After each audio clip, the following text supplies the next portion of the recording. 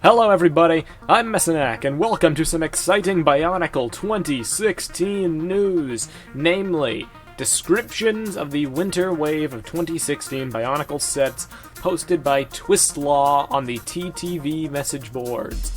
Now, before I get into this, a couple things I want to get out of the way. First of all, this is an ongoing question and answer session on the message boards. I don't know how long he'll be doing this, but at least at the moment of me recording this, there is a topic, the BIONICLE 2016 discussion topic, which I will link to in the description. That's where all this information is. So if you would like to ask him any questions yourself, you should theoretically be able to do that, because he is kindly answering questions about the sets on the boards, since, you know, kid doesn't really want to post the pictures themselves because they're confidential, and that could potentially be bad news for the people involved. Because Twistlaw is not actually the person who owns the catalog. Someone else provided him the pictures. So the link to all that will be in the description below. This is an ongoing topic, so this video will not cover everything. So if you want the info yourself, there you go. Secondly, in order to validate this leak's legitimacy, I asked Twistlaw for picture evidence to prove that I could actually trust his claims, and he did provide me with a picture of Umarak the Hunter. So I can verify this with absolute certainty. What he is saying is the truth. It is for real, and all that is good stuff to know. I will not be sharing the picture of Umarak the Hunter, as much as I would like to, because he requested that I not do so, and I'm going to honor his request. Plain and simple. But, yes, I'll start off with Umarak, because he's the one I'm actually looking at. It's a little hard to tell his color scheme because of the picture quality and the picture itself. It's from a catalog, so thankfully it's not just a small box image, but because of the background and stuff, a little hard to make out some details. He appears to be primarily black, silver, brown, and transparent green, with a little splash of red here and there, but I think it's transparent dark red. Or just dark red in general. I don't think it's Mata red, but I could be wrong. So, wow. That was not the color scheme I was fearing, that's for sure. Green and brown. And yes, some black here and there. He has black feet. He looks to have black limbs. But you know, that's the standard stuff. His primary armor color scheme is not black, it doesn't look like. He has a bow. It looks pretty similar to Skull Warrior's bow, but perhaps bigger and inverted slightly differently, so it gives a different appearance. He has antlers, if you can believe it. It uses a miniature piece, a variation of the same piece used for Skull Warrior's bow, but in minifigure scale. And we've seen this before in Chima and a couple other lines. And they make some pretty elaborate antlers for his mask. And lastly, he's got a pretty complex leg design. He does have custom lower legs, maybe custom upper legs too, but I don't think so. I think they're standard. That features some pretty interesting designs. They're a little gappy from the side, so they will not be unanimously liked, but I'll just tell you straight up, I like them. I appreciate the effort. So that's cool. He also has a gold mask, which I do not think is the Mask of Control. It looks, to be honest, like a mammoth head or an elephant head. It has like a trunk and stuff. It's really kind of odd. It doesn't look like the mask that Umarak himself wears, so keep that in mind.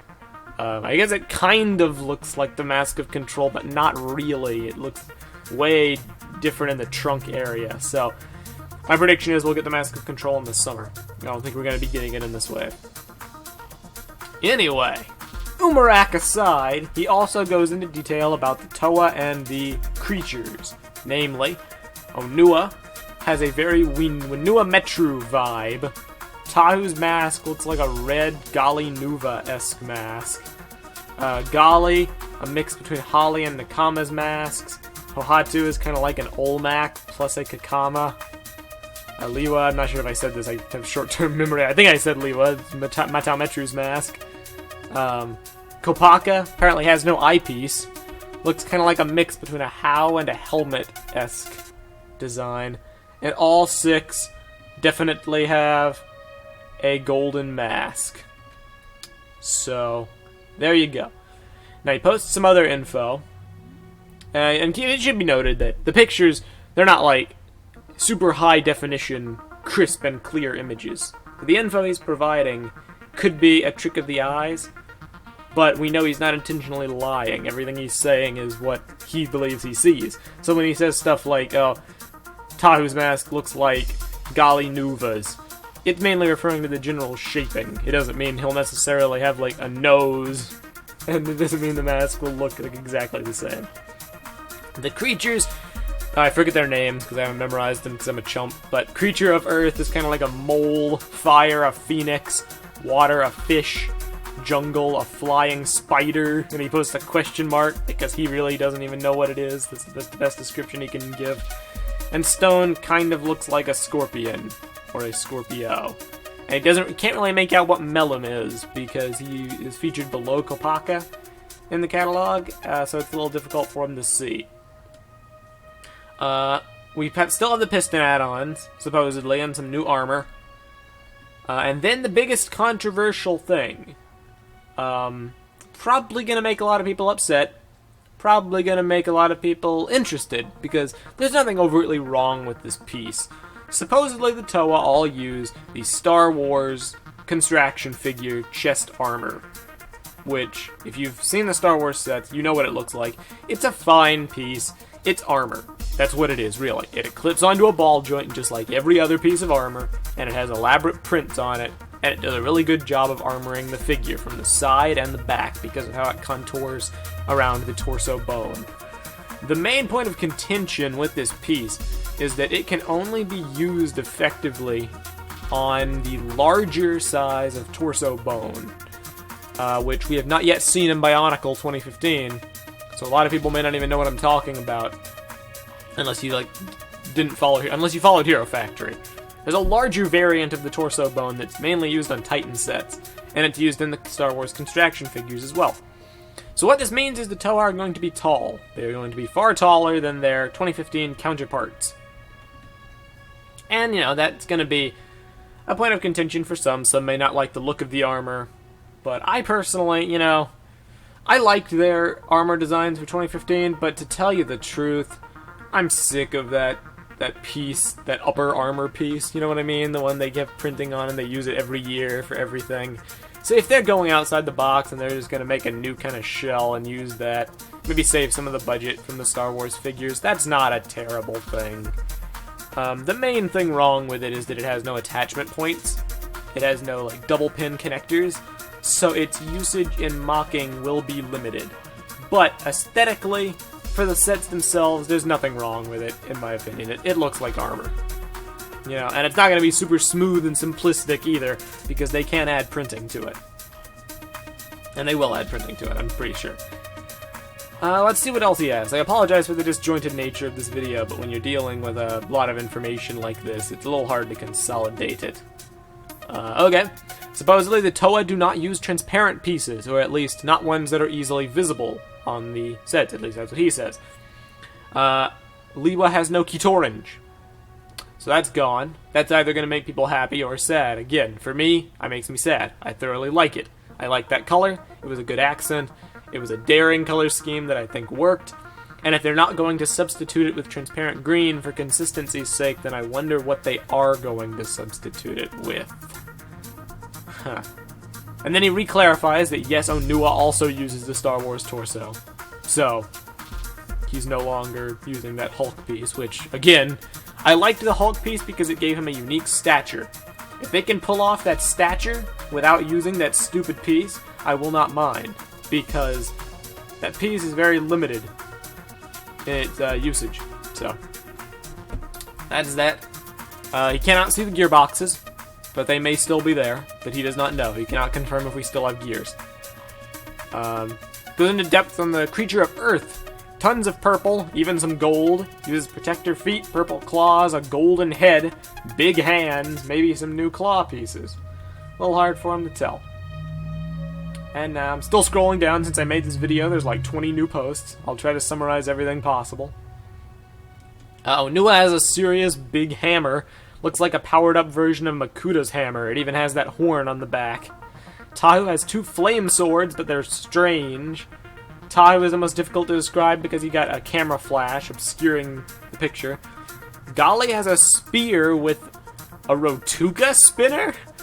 At least Twistloss has something that looks vaguely like a Rotuka spinner. Liwa is apparently literally Matao. He has 2 green swords. Pohatu is the only set with some transparent colors on him. Green to be precise, just like in 2015. Okay. Again, polarizing, but again, I like Pohatu's transparent neon green accent color. I think that worked for him, so I'm glad that's staying for consistency's sake. We have a new armor add-on piece that bears great resemblance to the Vorox or Skrull armor from 2009. That is awesome! I love that armor piece. That's great.